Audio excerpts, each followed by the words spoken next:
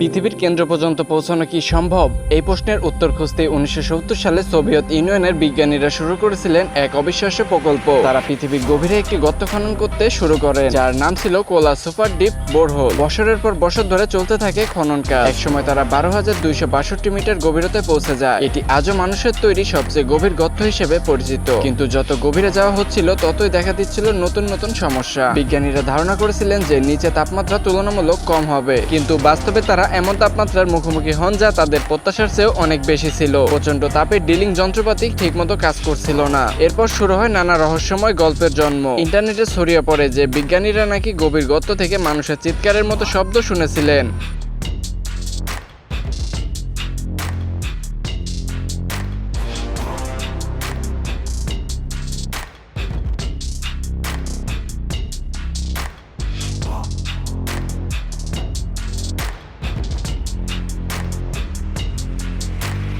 কেউ কেউ দাবি করেন তারা নরকের দরজার কাছাকাছি পৌঁছে গিয়েছিলেন। এই গল্প দ্রুত সারা বিশ্বে ছড়িয়ে পড়ে, তবে বাস্তবে এই দাবির পক্ষে কোনো বৈজ্ঞানিক প্রমাণ পাওয়া যায়নি। গবেষকদের মতে এটি একটি গুজব, যা পরে মানুষের কল্পনার মাধ্যমে আরো জনপ্রিয় হয়ে ওঠে। তবে গুজবের চেয়েও বেশি অবাক করার মতো ছিল প্রকৃত আবিষ্কারগুলো। বিজ্ঞানীরা গভীরে পানির অস্তিত্বের প্রমাণ পান, যা তাদের জন্য ছিল একটি বড় বিস্ময়। এছাড়াও পৃথিবীর ভূগোলপৃষ্ঠ সম্পর্কে তাদের অনেক নতুন তথ্য জানা যায়, যা ভূমিবিজ্ঞান গবেষণার গুরুত্বপূর্ণ অবদান রাখে। শেষ পর্যন্ত অত্যাধিক তাপমাত্রা এবং প্রযুক্তিগত সীমাবদ্ধতার কারণে প্রকল্পটি বন্ধ করে দেওয়া হয়। কিন্তু কোলা সুপার ডিপ বোরহোল আজও বিজ্ঞান ইতিহাসের সবচেয়ে সাহসী গবেষণা প্রকল্পগুলোর একটি হিসেবে বিবেচিত হয়। যদি প্রযুক্তি আরো উন্নত হয়, মানুষ কি একদিন পৃথিবীর আরো গভীরে পৌঁছাতে পারবে? আপনার মতামত জানিয়ে দিন কমেন্টে। ভিডিওটি ভালো লাগলে লাইক করতে ভুলবেন না, শেয়ার করে দিন আপনার বন্ধুদের কাছে। আর এমনই আরো রহস্যময় ভিডিও পেতে চ্যানেলটি সাবস্ক্রাইব করে বেল বাটন ক্লিক করে রাখুন। দেখা হবে নতুন আরো একটি ভিডিওতে। সে পর্যন্ত ভালো থাকবেন।